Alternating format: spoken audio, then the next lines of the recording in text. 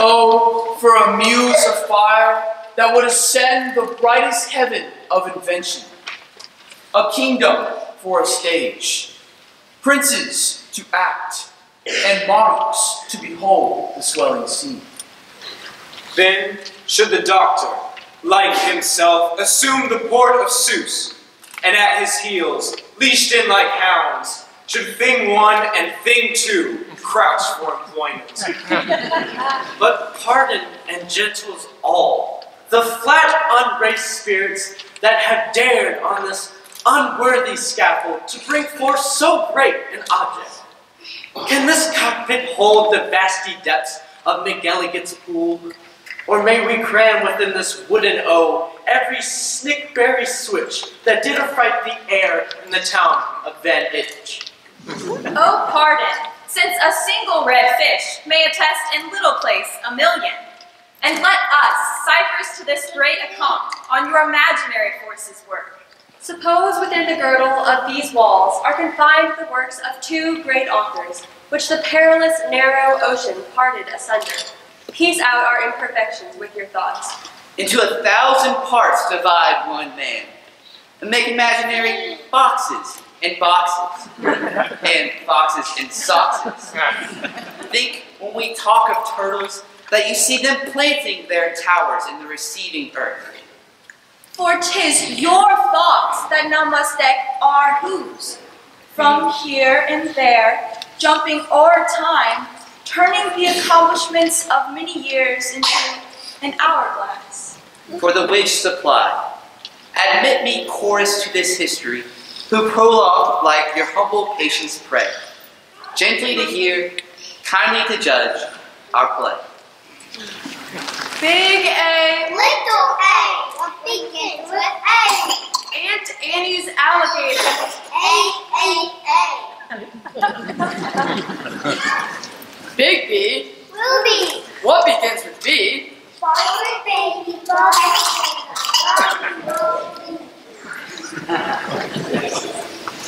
Big C, little C. what begins with C?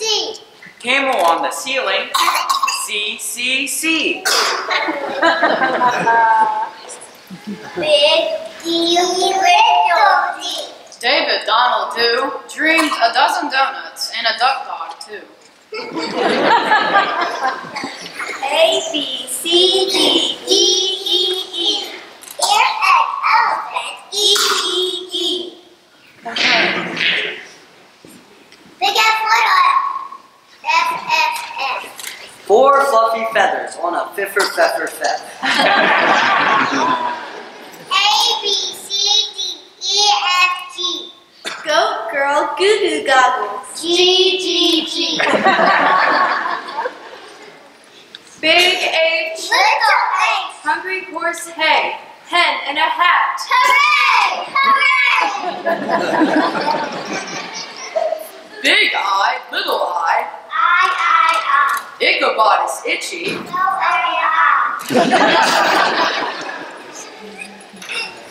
Big J, Little J. What begins with J? Jerry Jordan's jelly jar. And Jimmy came that way.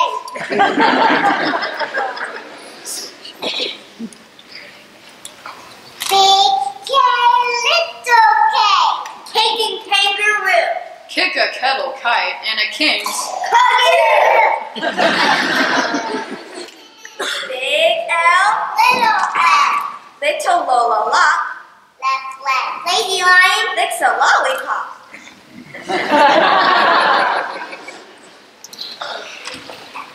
Big F, little F.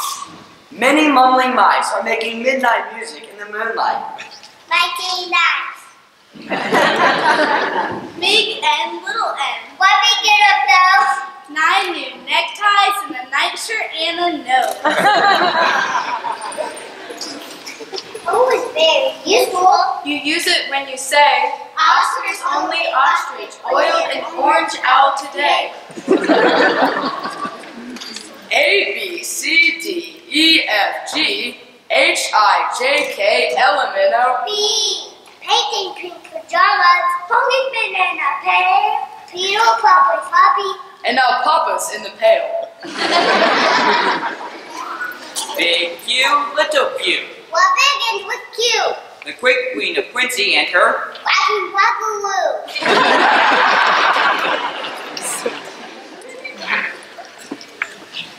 Big R, little R. Rosie, Robin, Ross. Rosie slowly riding on her red rhinoceros. Big S, little S. Silly Sammy Slick. Sit, notice. And got sit.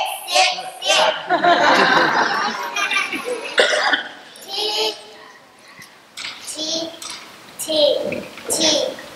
What begins with T?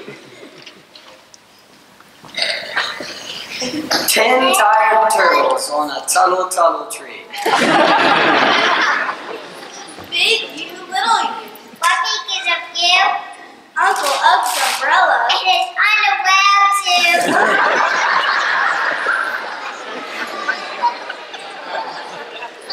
Big B, Little B. Vera Violet Finn is very, very Very. awful on her violin.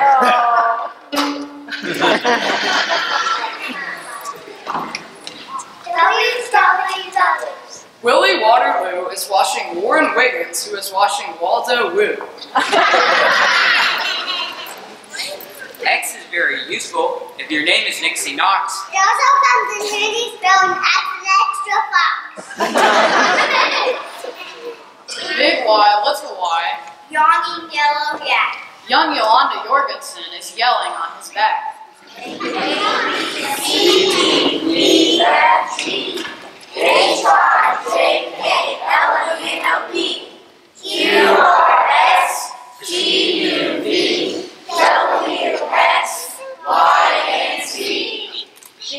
Z, little Z. What begins with Z? I do. I'm a zizzer zazzer zuzz. And that's fine enough for me. One fish, two fish, red fish, blue fish by Dr. Suess. One fish, two fish, red fish, blue fish. Black fish, blue fish, old fish, new fish. This one has a little star. This one has a little car. Say what a lot of fish there are. Yes, some are red and some are blue. Some are old and some are new. Some are sad and some are glad. Some are very, very bad. Why are they sad and glad and bad? I do not know. Go ask your dad. Some are thin and some are fat. The fat one has a yellow hat.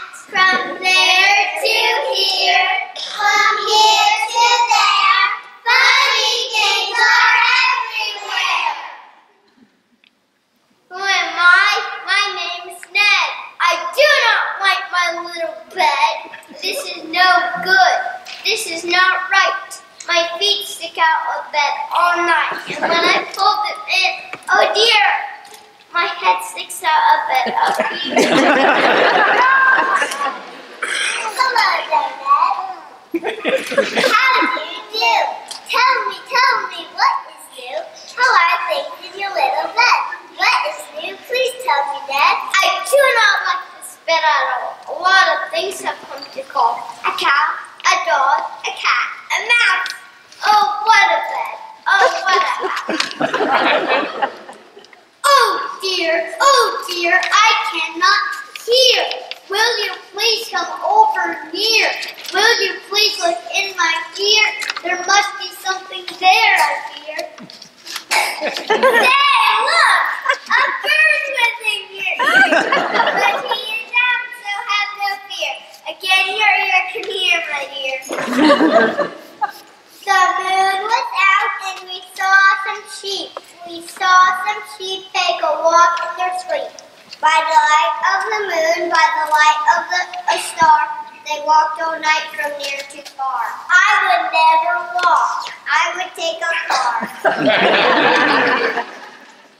This one, I think, is called a yink. He likes to wink and drink.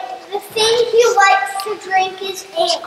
The ink he likes to drink is pink.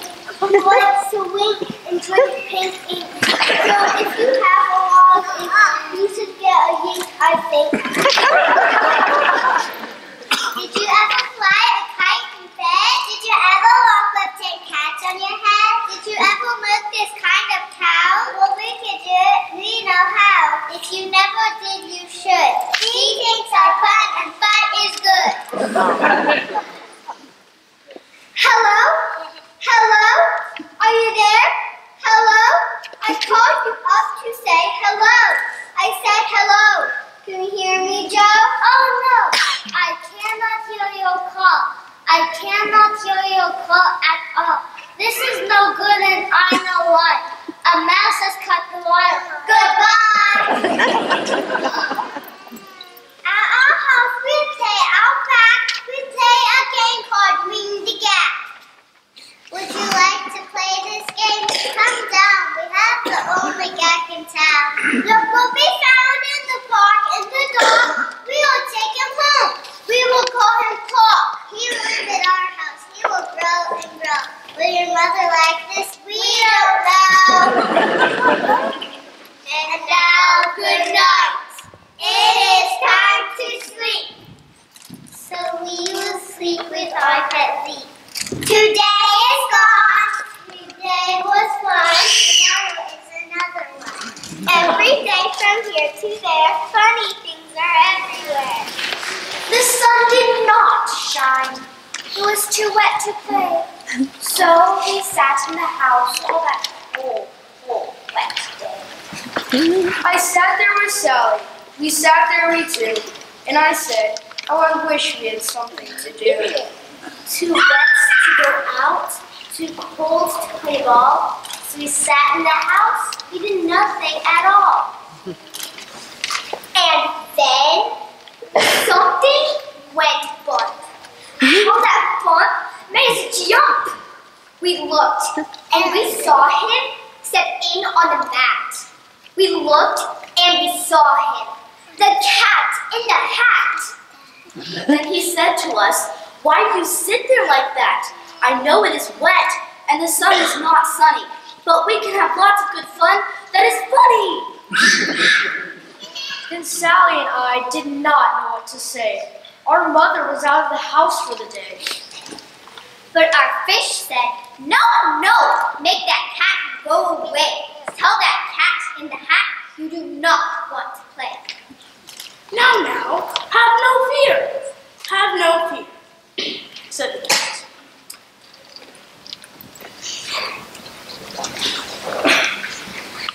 Now, have no fear. Have no fear. My tricks are not bad, said the cat in the hat. Why, we can have lots of good fun if you wish, with the game I call Up with the fish.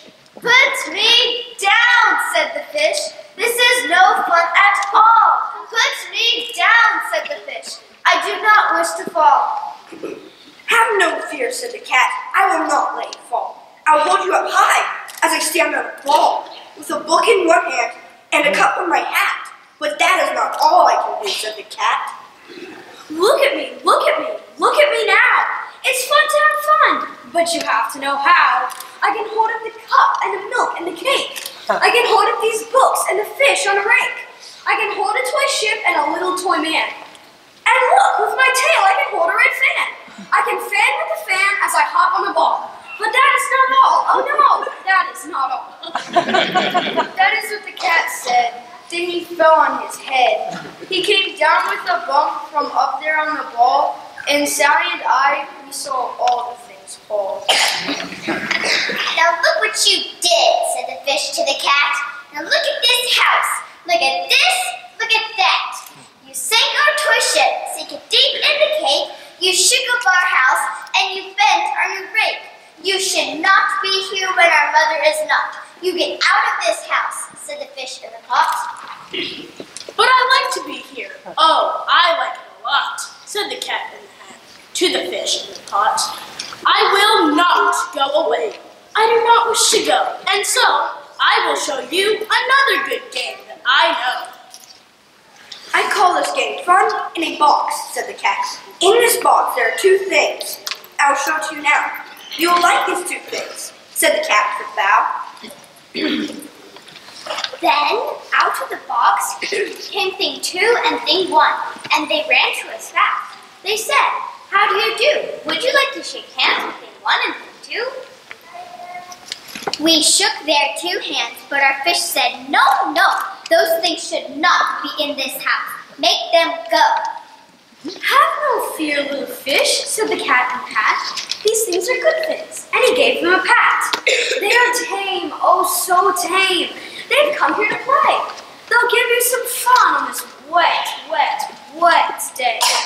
Now here's a game that they like, said the cat. They like to fly kites, said the cat in the hat. No, not in the house, said the fish in the pot.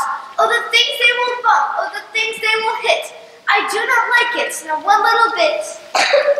Those things ran about, big bumps, jumps, and kicks, and with hops, and big thumps, and all kinds of bad tricks. And I said, I do not like the way that they play. If Mother could see this, oh, what would she say? Then our fish said, "Look, look," and our fish shook with fear. "Your mother is on her way home. Do you hear?" So as fast as you can, think of something to do. You'll have to get rid of thing 1 and thing 2. So as fast as I could, I went after my nets, and I said, "With my nets, I can get them, I bet. I bet with my nets, I can get those things yet." Then I let down my net. It came down with the plop, and I had them at last. Those 2 things had to stop. Then I said to the cat, "Now you do as I say. You pack up those things and you take them away." Oh dear, said the cat, you do not like our game. Oh dear, what a shame, what a shame, what a shame. Then he shut up the things in the box with the hook, and the cat went away with a sad kind of look. "That is good," said the fish. "He has gone away. Yes, but your mother will come, and she will find this big mess." And then, who was back in the house? Why, the cat. "Have no fear of this mess," said the cat in the hat. "I always pick up all my playthings, so I'll show you another good trick then." Then we saw him pick up all the things that were down. He picked up the cake, and the rake, and the gown, and the milk, and the strings, and the books, and the dish, and the fan, and the cup, and the ship, and the fish, and he put them away. Then he said, "That is that," and then he was gone with the tip of his hat. Then our mother came in, and she said to us 2, "Did you have any fun? Tell me, what did you do?" And Sally and I did not know what to say. Should we tell her the things that went on there that day? Should we tell her about it? Now what should we do? Well, what would you do if your mother asked you?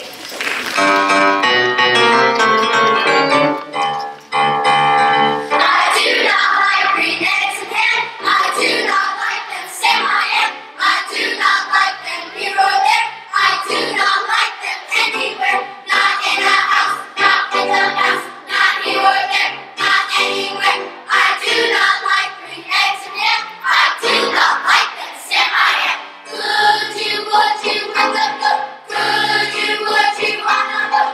Would you in the rain? Would you on a train?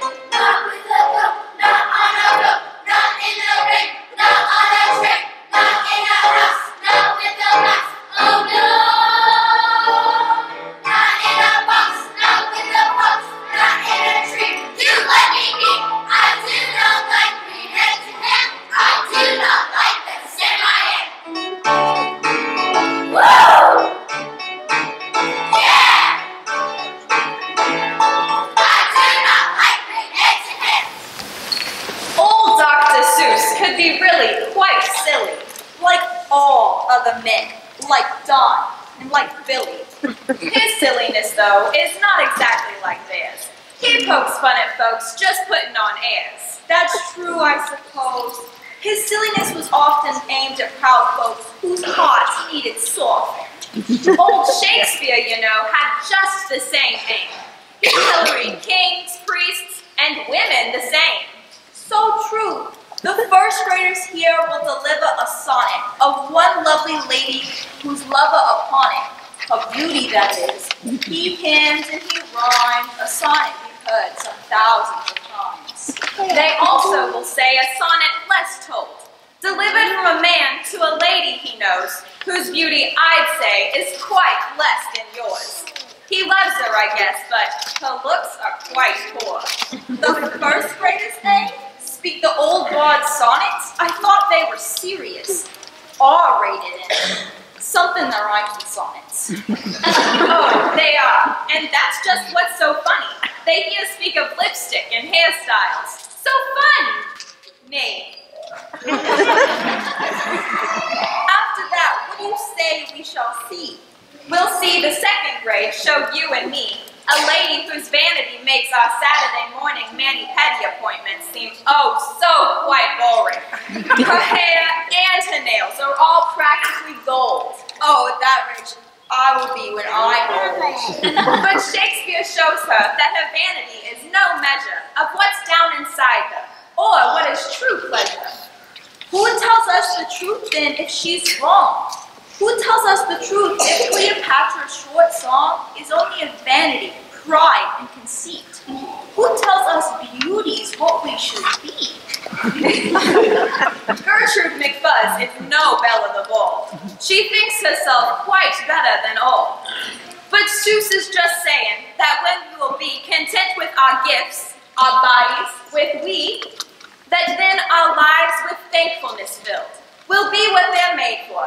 I suppose what God will. These poems we'll hear are all about women. They're all about their vanity, pride, and loud living. It's fun for sure to poke fun at the girls, but boys do no doubt leave their mark in this world with their own sorts of pride, their own kinds of yuck. But hopefully now with a little divine luck, we can make our place better. We can find a way to love one another. We may even consider our neighbors more important than we, for that's what the scriptures require you and me. The Shakespeare sonnet you'll hear first, just now. Then to Shakespeare's Cleopatra, her Antony bows. Songs do not stop with Gertrude McFuzz, for Logic Choir sings what a lover and his last was. These poems, we think, will be your delight, though hopefully they will challenge tonight the you that you are, the me that you be. More Shakespeare and Suess, please receive from we. Shall I compare thee to a summer's day? My mistress's eyes are nothing like the sun. Thou art more lovely and more temperate. Coral is far more red than her lips red. Rough winds do shake the darling buds of May, and summers these have all too short a date.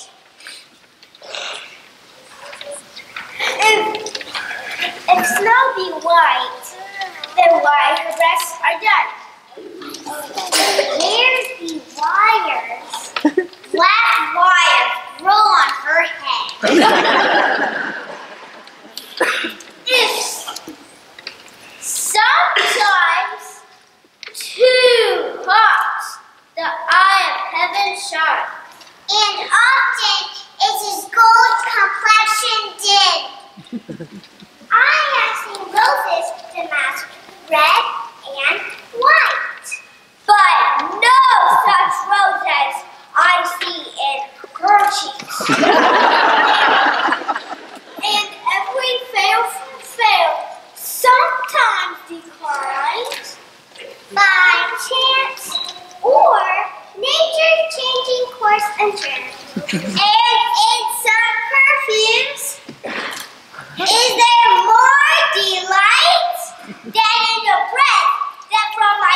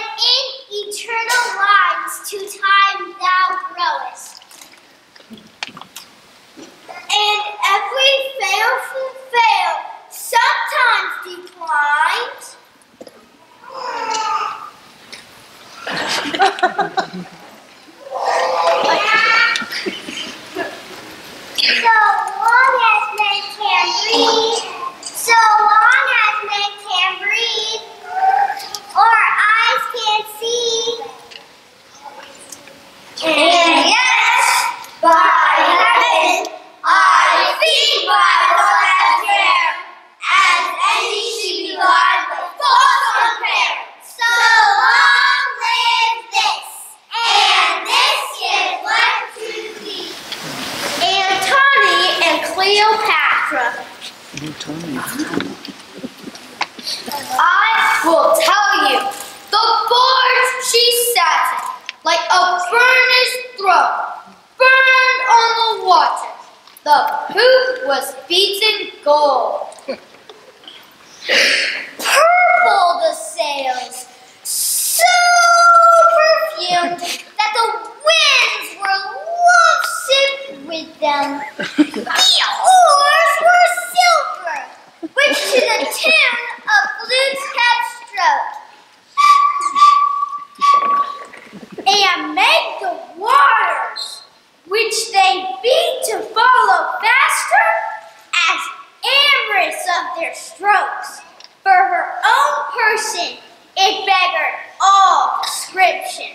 She did lie in her pavilion, cloth of gold of tissue, or picturing that Venus where we see the fancy outward nature.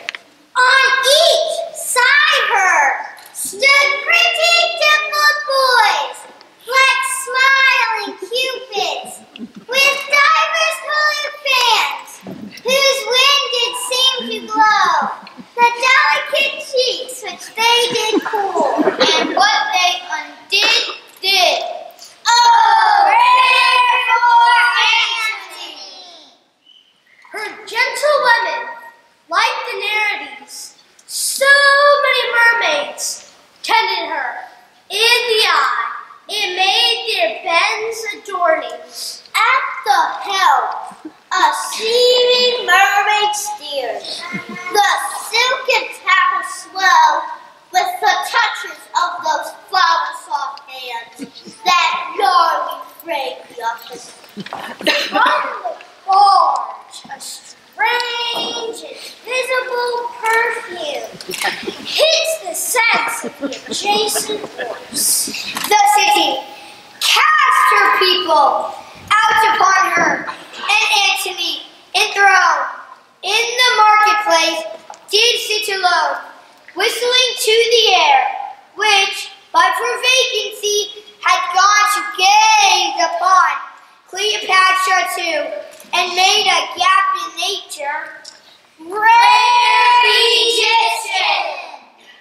Upon her landings, Antony sent to her, inviting her to supper. She replied, it should be better if he became her guest, which she entreated. Our courteous Antony, whom ne'er the word no woman heard speak, being barber 10 times o'er, goes to the feast. And for his ordinary, pays his heart for what his eyes eat only. It is my birthday. I had thought to have held it for, but since my Lord is Antony again, I will be Cleopatra, Lord of Lords. O infinite virtue, comest thou smiling from the world's great snare uncaught? I give thee, friend, an armor all of gold. It was a king's. Give me thy hand. Through Alexandria make a jolly march, that heaven and earth may strike their sounds together, applauding our approach. Show me my women like a queen. Go fetch my best attires. Bring our crown and all. Give me my robe. Put on my crown. I have immortal longings in me. There once was a girl bird named Gertrude McFuzz, and she had the smallest plain tail ever was. One droop feather, that's all that she had. And oh, that one feather made Gertrude so sad. For there was another young bird that she knew, a fancy young birdie named Lolly Loo. And instead of one feather behind, she had two. Poor Gertrude. Whenever she happened to spy Miss Lulu flying by in the sky, she got very jealous. She frowned and she pouted. Then one day, she got awfully cross and she shouted, "This just isn't fair. I have one. She has two. I must have a tail, just like Lulu." Then she flew to her uncle, a doctor named Dake, whose office was high in a tree by the lake. And she cried, "Uncle Doctor, oh please do you know of some kind of pill that will make my tail grow?" "Tut, tut," said the doctor. "Such talk! How absurd! Your tail is just right for your kind of a bird." Then Gertrude had tantrums. She raised such a din that finally her uncle, the doctor, gave in. And he told her just where she could find such a pill on the bilberry vine on the top of the hill. "Oh, thank you," chirped Gertrude, and she flew right straight to the hill where the bilberry grew. Yes, there was the vine, and as soon as she saw it, she plucked off a berry. She started to nod. It tasted just awful, almost made her sick. But she wanted that tail, so she swallowed it quick. Then she felt something happen. She felt a small twitch as if she'd been tapped on behind by a switch. Then Gertrude looked round and cheered. It was true. 2 feathers. Exactly, like Lulu. And then she had an idea. Now, I know what I'll do. I'll grow a tail better than Lulu. These pills that grow feathers are working just fine. So she nibbled another one off of the vine. She felt a new twitch, and Gertrude yelled, Woo! Miss Lala has only just 2. I have 3. When Lulu sees this beautiful stuff, she'll fall right down flat on her face, sure enough. I'll show her who's pretty. I certainly will. I'll make my tail even prettier still. She snatched at those berries that grew on the vine. She gobbled down 4, 5, 6, 7, 8, 9. And she didn't stop eating young Gertrude McFuzz till she'd eaten 3 dozen. That's all that there was. And the feathers popped out with a zing, with a zing. They blossomed like flowers that bloom in the spring, all fit for a queen. What a sight to behold. They sparkled like diamonds and gumdrops and gold, like silk, like spaghetti, like satin, like lace. They burst out like rockets all over the spring. They waved in the air and they swished in the breeze, and some were as long as the branches of trees. And still they kept growing. They popped and they popped, until long about sundown, when they finally stopped. And now, Giggled Gertrude. the next thing to do is to fly straight home and show Lulu. And when Lala sees these, why, her face will get red. She'll let out a scream, and she'll fall right down dead. Then she spread out her wings to take off from the ground, but all those feathers, she weighed 90 pounds. She yanked and she pulled, and she let out a squawk. But that bird couldn't fly, couldn't run, couldn't walk. And all through that night, she was stuck on the hill. And Gertrude McFuzz might be stuck up there still. If her good Uncle Dick hadn't heard the girl yelp, he rushed to her rescue. He brought along help. To lift Gertrude up almost broke all their beaks, and to fly her back home, it took almost 2 weeks. Then it took almost another week more to pull all those feathers. My, Gertrude was sore. And finally, when all the pulling was done, Gertrude behind her again just had one. That one little feather she had as a starter. But now that's enough, because she was smarter.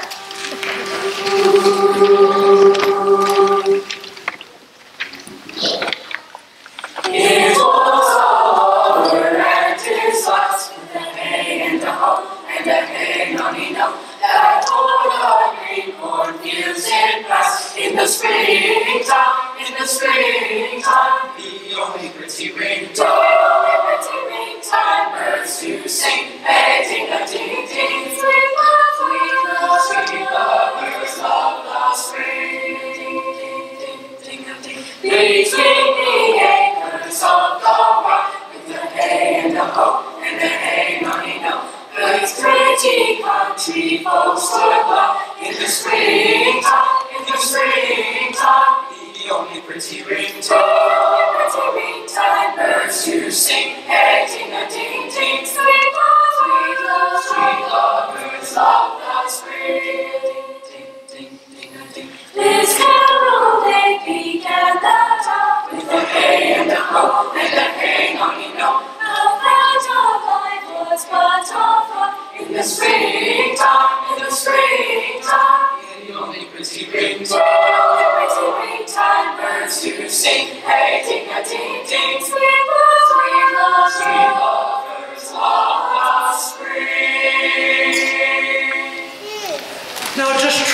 sit still, just try a bit more, and we'll show you some things that are worth dying for. You may have nice hair, but steal a king's wife, and the Greeks will come calling and war for your life. The third grade will tell us that's just what they did. When Paris stole Helen, then ran home and hid. The Greeks will gear up, they're put on their mail, they're getting their triremes, and sail, sail, sail, sail. Next, Tweedle Beetles fight in a Tweedle Beetle battle before the 4th graders mount up in their British battle saddle. As King Henry rouses his soldiers to fight for their country, fight for their mothers, fight for their newfound band of British brothers. And lastly, the 7th grade will scan the wide earth, and they'll tell you a tale without hope, without mirth. The world's just a stage, actors come and they go. So they'll say, but till then, we'll get on with our show.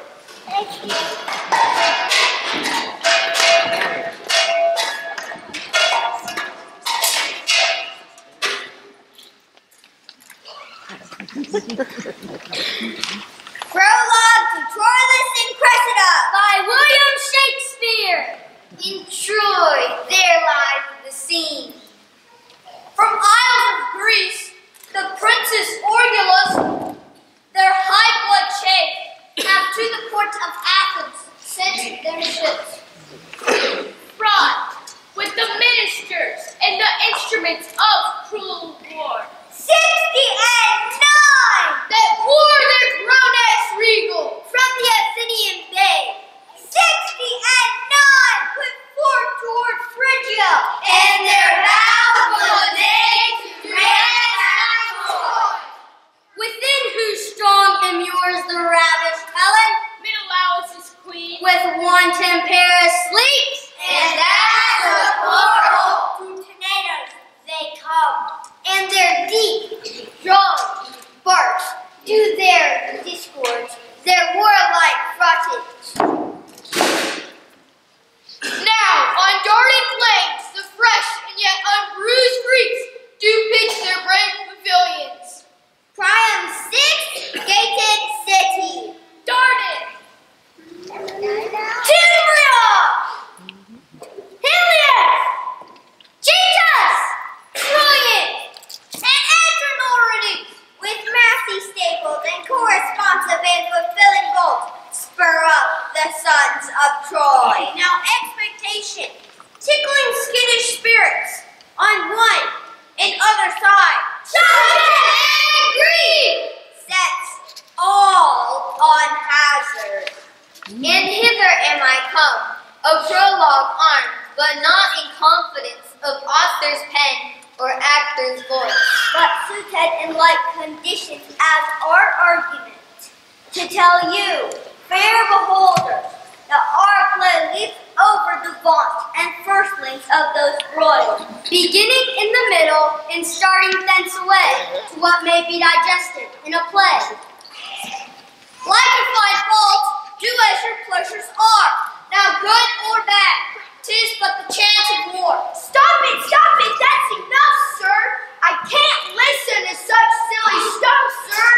Very well then, Mr. Knox, sir. Let's have a little talk about the Tweedle Beetles. They battle too, and you may not find their battles quite so silly. what do y'all know about Tweedle Beetles? Well, when Tweedle Beetles fight, it's called a Tweedle Beetle battle. And when they battle in a puddle, it's a Tweedle Beetle puddle battle. If the Tweedle Beetles battle with their paddles in a puddle, they call this a Tweedle Beetle puddle paddle battle. And when beetles battle beetles in a puddle paddle battle, and the beetle battle puddle is a puddle in a bottle, they call this a Tweedle Beetle bottle puddle paddle battle muddle. And when beetles fight these battles in a bottle with their paddles, and the bottle's on a poodle and the poodle's eating noodles, they call this a muddle puddle, tweedle poodle, beetle noodle, bottle puddle, paddle battle. And Now wait a minute, Mr. Socks Boxer. When a box in a bottle we're in a Tweedle Beetle battle, with their bells in a puddle on a noodle-eating fiddle. This is what they call a tweedle-feedle, noodle-foodle, bottle, paddle, muddle, duddle, fuddle, muddle, socks and socks, sir. Socks and socks are given, sir. Thank you for a lot of fun, sir. Oh, that we now had here, for one, 10,000 of those men in England that do no work today. What's he that wishes so, my cousin Westmoreland?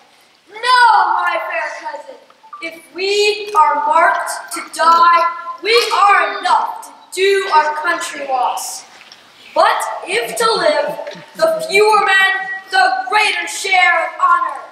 God's will, I pray thee, wish not one man more. By Jove, I am not covetous for gold, nor care I who doth feed upon my cot. It yearns me not if men my garments wear, such outward things dwell not in my desires. But if it be a sin to covet honor, I am the most offending soul alive. No faith, my cuz, wish not command from England God's peace. I would not lose so great an honor. As one man more, methinks, would share from me for the best hope I have. Oh, do not wish one more. Rather proclaim it, Westmoreland, through my host, that he who has no stomach to this fight, let him depart. His passport shall be made. And crowns for convoy puts into his purse. We would not die in that man's company that fears his fellowship to die with us. This day is called the Feast of Crispian. He that outlives this day and comes safe home will stand a tiptoe when this day is named, and rouse him at the name of Crispian. He that shall live this day and see old age will yearly on the vigil feast his name. And say, tomorrow is St. Crispin's Day. Then will he strip his sleeve and show his scars, and say, these wounds I had on Crispin's Day. Old men forget, yet all shall be forgot. But he'll remember with advantages what feats he did that day. Then shall our names, familiar in his mouth as household words, Harry the King, Bedford, and Exeter, Warwick, and Talbot, Salisbury, and Gloucester, be in their flowing cups freshly remembered. This story shall the good man teach his son, and Crispian shall now go by, from this day to the ending of the world. But we in it shall be remembered. We few, we happy, we band of brothers. For he today that sheds his blood with me shall be my brother. Be he ne'er so vile, this day shall gentle his condition. And gentlemen in England, now fed, shall think themselves accursed they were not here, and hold their manhoods cheap, whiles any speaks that fought with us upon St. Crispin's Day. I almost died for food, and let me have it. Sit down and feed, and welcome to our table. Speak you so gently? Pardon me, I pray you. I thought that all things had been savage here.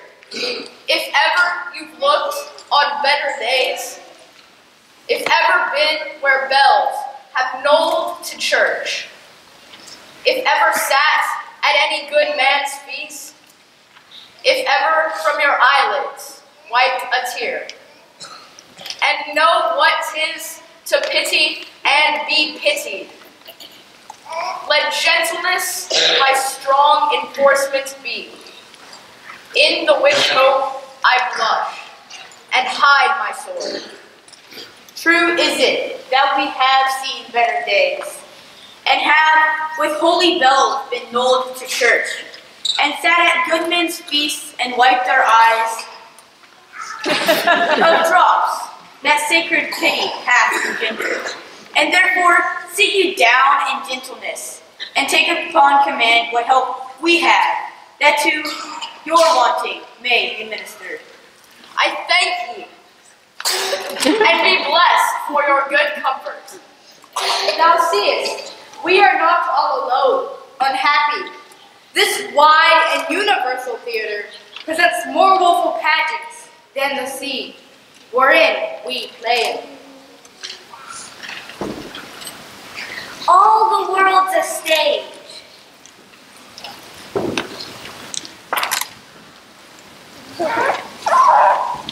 All the men and women merely players.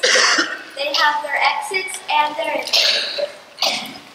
And one man in his time plays many parts, his acts being 7 ages. At first the infant, mewling and puking in the nurse's arms. And then the whining schoolboy, with his satchel and shining morning face, creeping like snail, unwillingly to school. And then the lover, sighing like a furnace. Woeful ballad made to his mistress's eyebrow. Then a soldier, full of strange oaths and bearded like the pard, jealous in honor, sudden and quick in quarrel, seeking the bubble reputation even in the cannon's mouth. And then the justice, in fair round belly, with good cape in mind, with eyes severe, and beard of formal cut, full of wise saws and modern instances. And so he plays his part. The 6th age shifts into the lean and slippered pantaloon, with spectacles on nose and pouch on side. His youthful hose well saved a little too wide for his shrunk shank and his big, manly voice, turning again toward childish treble, pipes and whistles in a sound. Last scene of all, that ends this strange, eventful history, is second childishness and mere oblivion. Sans teeth, sans eyes, sans taste, sans everything. Hey, hello out there. Hey, what you got here that's worth living for? Well, you may not be mostly dead, and your answer may or may not be true love. We hope our selections for the last portion of our program will serve a miracle pill for your thoughts. First, you'll hear from Horton, what value a life's got, whom self fears those that others will not. The tiny little ooze in their tiny little town, on their tiny speck of dust that's falling to the ground. But Horton won't hear hurled insults and jeers. From start to end, hear his clarion call that a person's a person, no matter how small. Second, you'll see 2 scenes from Shakespeare's The Merchant of Venice. 2 suitors seek to woo and wed the Lady Portia, the Prince of Morocco and the Prince of Aragon. Portia's late father has set a clever test to try the hearts of any who seek his precious daughter's hand. They must choose one of 3 caskets, gold, silver, and lead, with 3 riddles inscribed upon them. But our 2 prideful princes who flatter themselves will suffer the deserts of their misplaced desires as they discover the undesirable contents contained in the caskets they choose. Third, you'll witness another Suessian story of Yertle the Turtle and his fall from glory. Yertle, you know, was king of all he could see, but he was not all that he wanted to be. Like many a tyrant, he thought to get higher, so he stacked up his people in a towering spire. But as far as he saw of the lands he did survey, he would not consider his subjects dismayed. He would not consider those whom he would rule, and ended his reign a muddy-faced fool. Finally, our rhetoric choir will complete this night's work with a medley of music inspired by the invaluable Dr. Suess. So sit back and enjoy, for I think that you will. What's that you say? I may not like them. I may not like them, you may say, but try them. Try them and you may. Horton Hears a Who by Dr. Suess. On the 15th of May, in the jungle of Knoll, in the heat of the day, in the cool of the pool, he was splashing, enjoying the jungle's great joys, when Horton, the elephant, heard a small noise. So Horton stopped splashing. He looked towards the sound. That's funny, thought Horton. There's no one around. Then he heard it again, just a very faint yelp. Is this some tiny person we're calling for help? I'll help you, said Horton. But who are you? Where? He looked and he looked. He could see nothing there, but a small speck of dust blowing past through the air. I say, I've never heard tell of a small speck of dust that is able to yell. So you know what I think? Why, I think that there must be someone on top of that small speck of dust. Some sort of creature of very small size, too small to be seen by an elephant's eyes. Some poor little person who's shaken with fear. He'll blow in the pool. He has no way to steer. I'll just have to save him, because after all, a person's a person, no matter how small. Humped a voice. 'Twas a sour kangaroo, and the young kangaroo in her pouch said, "Humph, too." Why, that speck is as small as the head of a pin. A person on that? Why, there never has been. I think you're a fool, laughed the sour kangaroo, and the young kangaroo in her pouch said, "Me too." Humph, for almost 2 days you've run wild and insisted on chatting with persons who've never existed. Such carryings on in our peaceable jungle. We've had quite enough of your bellowing bungle, and I'm here to state, snapped the big kangaroo, that your silly nonsensical game is all through.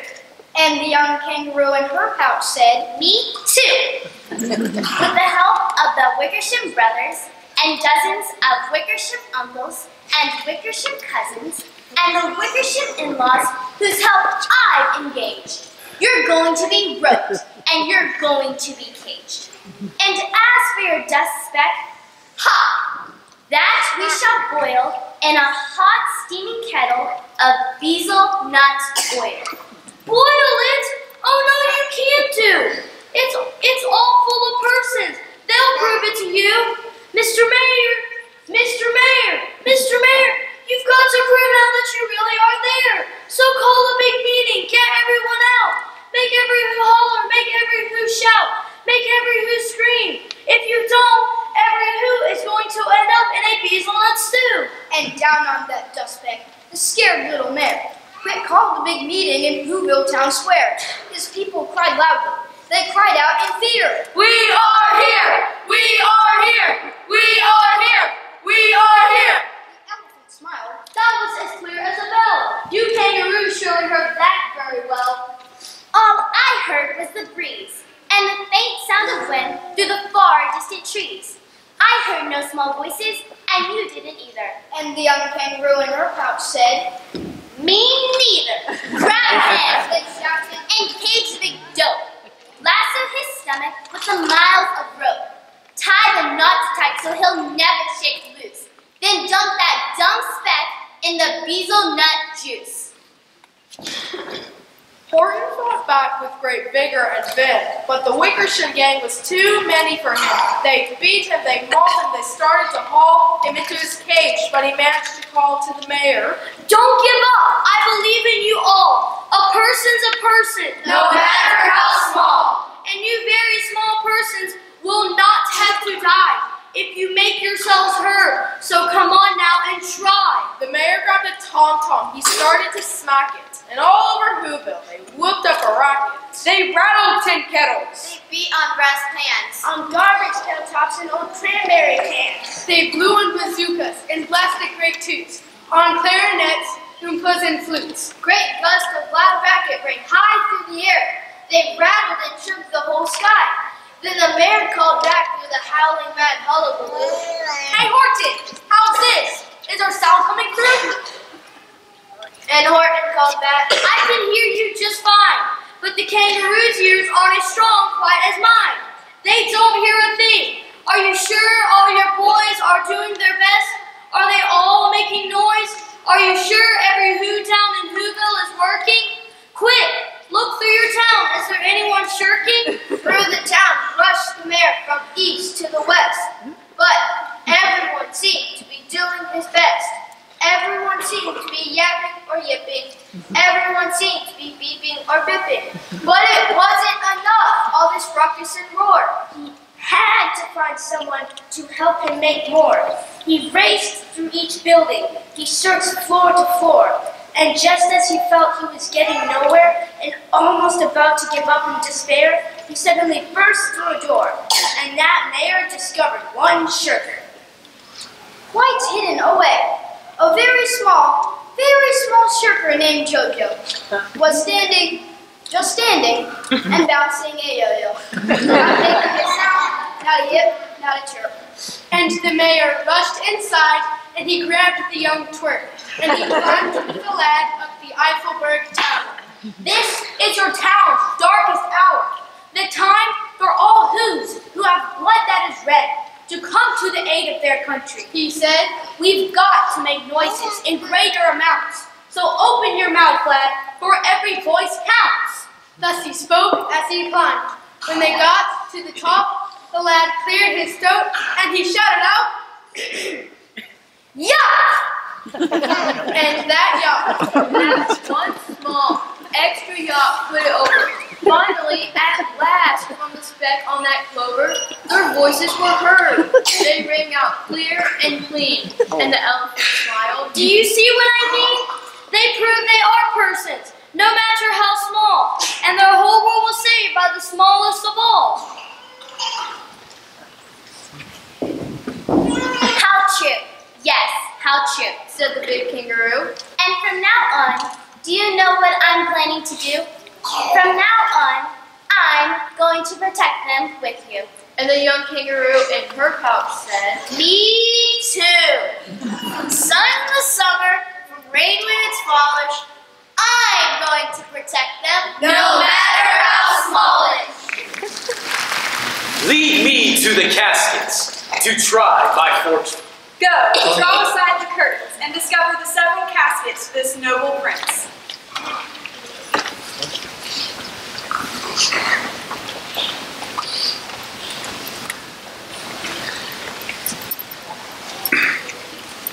Now, make your choice. The first of gold, who this inscription bears. Who chooseth me shall gain what many men desire. The second, silver, which this promise carries. Who chooseth me shall get as much as he deserves. This third, dull lead, with warning all is want. Who chooseth me must give and hazard all he hath. How shall I know if I do choose the right? The one of them contains my picture, Prince. If you choose that, then I am yours withal. Some god direct my judgment. Let me see. I will survey the inscriptions back again. What says this leaded casket? Who chooseth me must give and hazard all he hath. Must give? For what? For lead? Hazard for lead? This casket threatens. Men that hazard all do it in hope of fair advantages. A golden mine stoops not to shows and dross. I'll then nor give nor hazard aught for lead. What says the silver with her virgin youth? Who chooseth me shall get as much as he deserves. As much as he deserves? Pause there, Morocco, and weigh thy values with an even hand. As much as I deserve, why, that's the lady. I do in birth deserve her, and in fortunes, in graces and in qualities of breeding. But more than these in love I do deserve. What if I strayed no further but chose here? Let's see once more this saying graved in gold. Who chooseth me shall gain what many men desire. Why, that's the lady. All the world desires her. From the four corners of the earth they come to kiss this shrine, this mortal breathing saint. Never so rich a gem was set in worse than gold. But here an angel in a golden bed lies all within. Deliver me the key. Here do I choose and thrive I as I will. There, take it, Prince, and if my form lie there, then I am yours. Oh hell! What have we here? A carry-on death, within whose empty eye there is a written scroll. I'll read the writing. All that glitters is not gold. Often have you heard that poem. Many a man has life and soul, my outside to behold. Gilded tombs do worms enfold, had you been as wise as gold. Young in limbs, in judgment old, your answer had not been enscrolled. Fare you well. Your suit is cold. Cold indeed, and labor lost. Then farewell heat, and welcome frost. Portia, adieu. I have too grieved a heart to take a tedious leave. Thus, losers part. A gentle riddance. Draw the curtains, go. Let all of his complexion choose me so.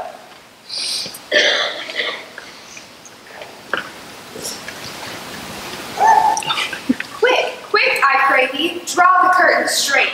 The Prince of Aragon hath ta'en his oath, and comes to his election present.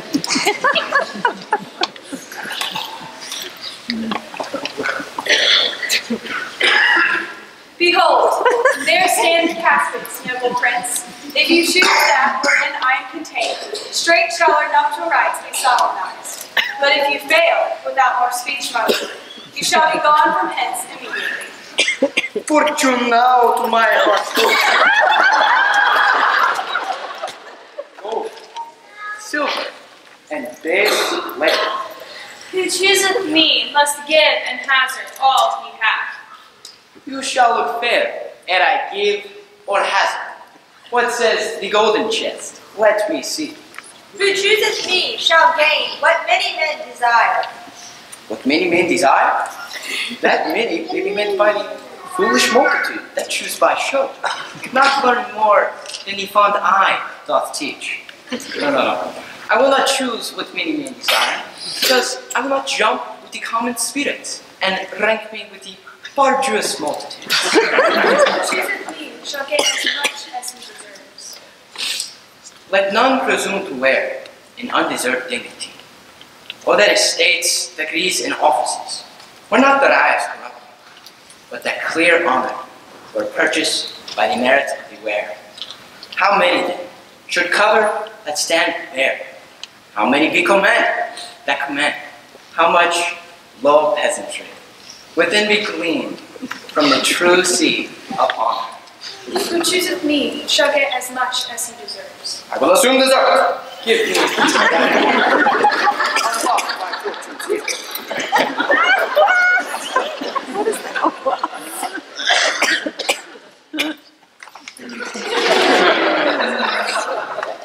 Too long pause for that which you find there. What is here? The portrait of a blinking idiot presenting me a schedule? I will read. Did I deserve no more than a fool's head? Is that my prize? Are my deserts no better? To offend and judge are distinct offices, and of opposed natures. What is here? The fire 7 times tried this. 7 times tried that judgment is, that never did choose amiss. There be fools alive, I wis, so were Dover, and so was this. Take what wife you will to bed. I will ever be your head. So be gone, you are sped. Still more a fool, I shall appear. By the time I linger here, with one fool's head I came to woo. I go away with two. Portia, adieu. I'll keep my oath, patiently, bear my wrath.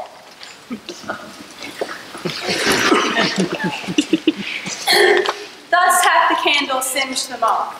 Oh, these deliberate fools, when they do choose, they have the wisdom by their wits to lose. The ancient saying is no heresy. Pain and widening goes by destiny. Come, draw the curtain, Nerissa. Yertle the Turtle by Dr. Seuss. On the faraway island of Salon, Yertle the Turtle is king of the pond. A nice little pond. It was clean. It was neat.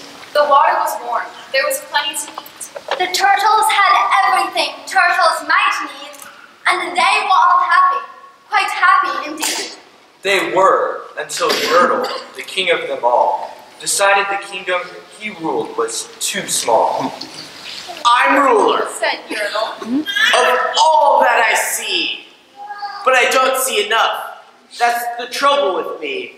With this stone for a throne, I look down on my pond, but I cannot look down on the places beyond. This throne that I sit on is too low down. It ought to be higher. He said with a frown. If I could sit high, how much greater I'd be. What a king! I'd be ruler of all I could see. So Yertle the Turtle King lifted his hand, and Yertle the Turtle King gave a command. He ordered 9 turtles to swim to a stone, and using these turtles, he built a new throne. He made each turtle stand on another one's back, and he piled them all up in a 9-turtle stack. And then Yertle climbed up. He sat down in the pile. What a wonderful view. He could see most a mile. Oh my! Yertle cried. Oh, the things I now rule. I'm king of a cow. And I'm king of a mule. I'm king of a house. And what's more beyond that, I'm king of a blueberry bush. And a cat. I'm Yertle the Turtle. Oh, marvelous me. For I am the ruler of all that I see. And all through the morning, he sat there up high, saying over and over, a great king am I. Until long about noon, then he heard a faint sigh. What's that? snapped the king. And he looked down the stack, and he saw at the bottom a turtle named Mac. Just a part of his throne. And this plain little turtle looked up and he said, "Beg your pardon, King Yertle. I have pains in my back and my shoulders and knees. How long must we stand here? Your Majesty, please." Silence! The king of the turtles barked back. I'm king, and you're only a turtle named Mac. You stay in your place while I sit here and rule. I'm king of a cow, and I'm king of a mule. I'm king of a house, and a bush, and a cat. But that isn't all. I'll do better than that. My throne shall be higher. His royal voice thundered. So pile up more turtles. I want about 200. Turtles. More turtles. He bellowed and brayed, and the turtles way down in the pond were afraid. They trembled. They shook. But they came. They obeyed. From all over the pond they came swimming by dozens, whole families of turtles with uncles and cousins. And all of them stepped on the head of corn. One after another, they climbed up the stack. Then Yertle the turtle was perched up so high, he could see 40 miles from his throne. Hooray! I'm king of the trees. I'm king of the birds. And I'm king of the bees. I'm king of the butterflies. King of the air. Ah, me, what a throne. What a wonderful wonderful chair. I'm Yertle the Turtle, oh marvelous me, for I am the ruler of all that I see. Then again, from below, in the great heavy stack, came a groan from that plain little turtle named Mac. Your Majesty, please, I don't like to complain, but down here below, we are feeling great pain. I know up on top you are seeing great sights, but down here at the bottom, we too should have rights. We turtles can't stand it. Our shells will all crack. Besides, we need food. We are starving, groaned Mac. You hush up! Mighty King Yertle. You've no right to talk to the world's highest turtle. I rule from the clouds, over land, over sea. There's nothing, no nothing that's higher than me. But while he was shouting, he saw with surprise that the moon of the evening was starting to rise. Up over his head in the darkening skies. What's that? Say, what is that thing that dares to be higher than Yertle the King? I shall not allow it. I'll go higher still. I'll build my throne higher. I can and I will. I'll call some more turtles. I'll stack them to heaven. I need about 5,607. But as Yertle the Turtle King lifted his hand and started to order and give the command, That plain little turtle below in the stack, that plain little turtle whose name was just Mac, decided he'd taken enough, and he had. And that plain little lad got a little bit mad. and that plain little Mac did a plain little thing. He burnt. Shook the throne of the king. And Yertle the Turtle, the king of the trees, the king of the air, and the birds and the bees, the king of a house, and a cow, and a mule. Well, that was the end of the Turtle King's rule. For Yertle, the king of all solemn song, fell off his high throne and fell plunk in the pond. And today, the great Yertle, that marvelous he, is king of the mud. That is all he can see. And the turtles, of course. All the turtles are free, as turtles and maybe all creatures should be.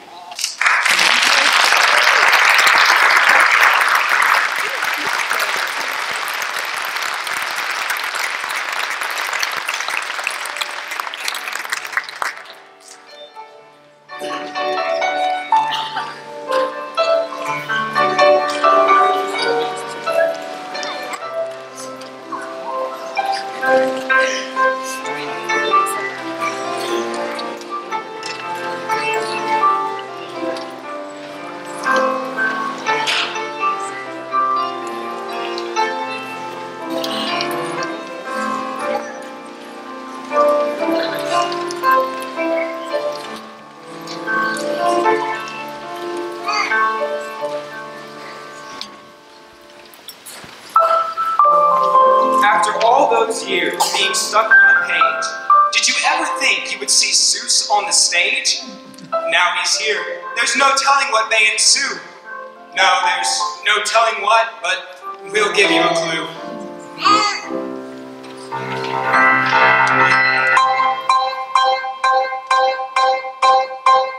All the things you can think, all the things you can make, if you're ready to try. Think invisible ink, or an ink with a sting, or a stare to the sky. If you open your mind, all the things you will find, lining up to your lose. All the things you can think, when you think about Suess. Suess, Suess, Suess, Suess, Suess, Suess. All the things you can think and wonder and dream, far and wide today.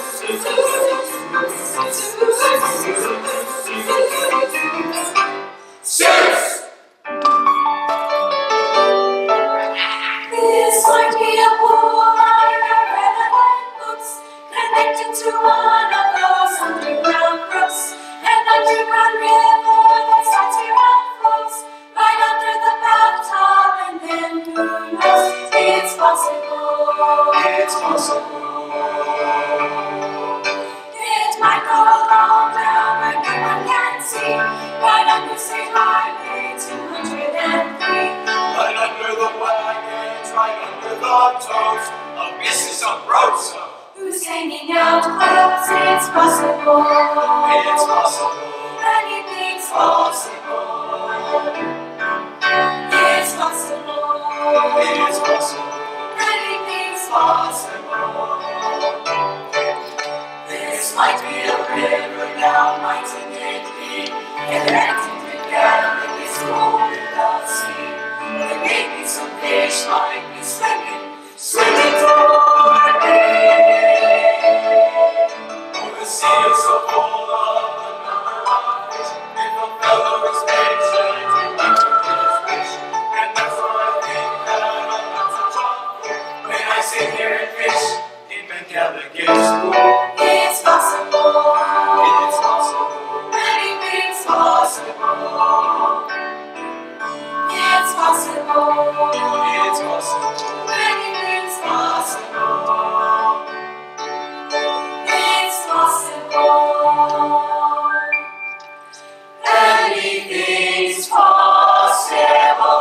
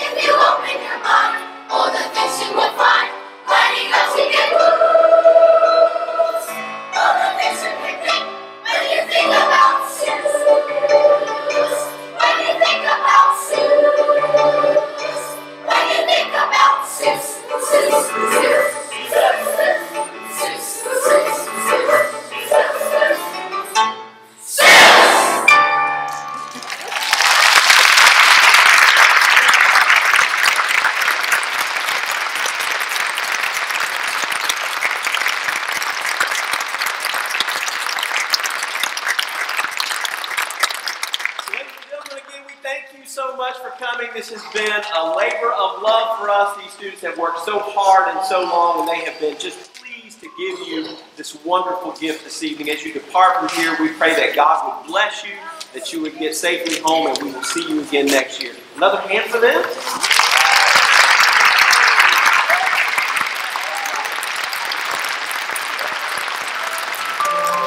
After all those years being stuck on a page, did you ever think you would see Suess on the stage? Now he's here. There's no telling what may ensue. No, there's no telling what, but we'll give you a clue.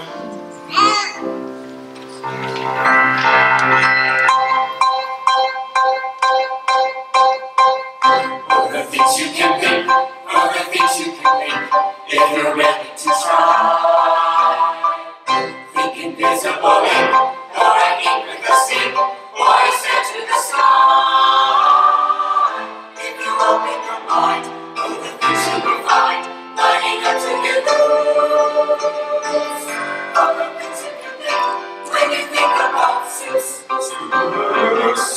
Oh,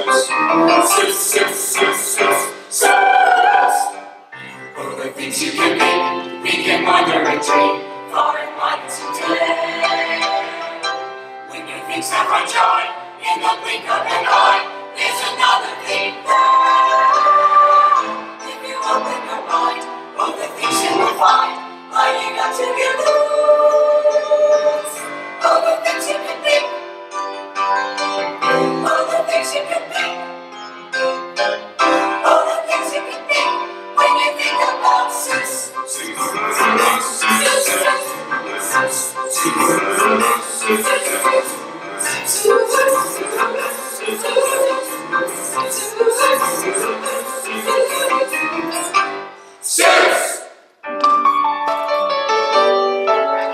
This might be a pool I read in books, connected to one of those underground brooks, an underground river that starts here and flows right under the bathtub, and then who knows? It's possible. It's possible. It might go along down where no one can see, right under State Highway 203. Right under the wagons, right under the toes of Mrs. Ambrose.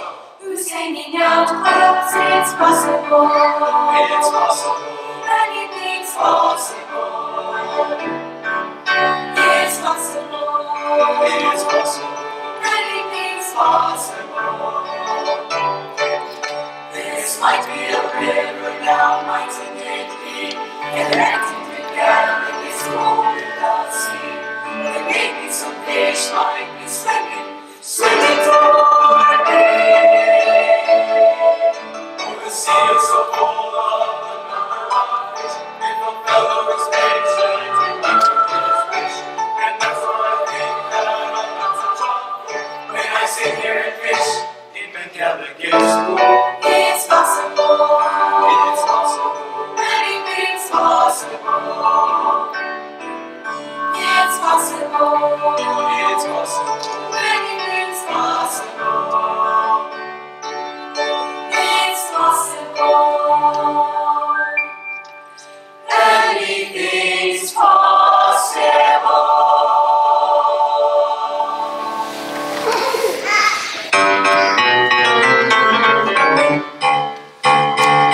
I do not like green eggs and ham. I do not like them semi-am. I do not like them here or there. I do not like them anywhere. Not in a house, not with a mouse. Not here or there, not anywhere. I do not like green eggs and ham. I do not like them semi-am. Could you, would you, with a boat? Could you, would you, on a boat? Could you, would you, in the rain? Could you, would you, on a train? Not in the boat, not on a boat, not in the rain, not on a train, not in a house, not with a mouse. Oh no! Not in a box, not with a fox, not in a tree. You let me be. I do not like green eggs and ham. I do not like them semi-am.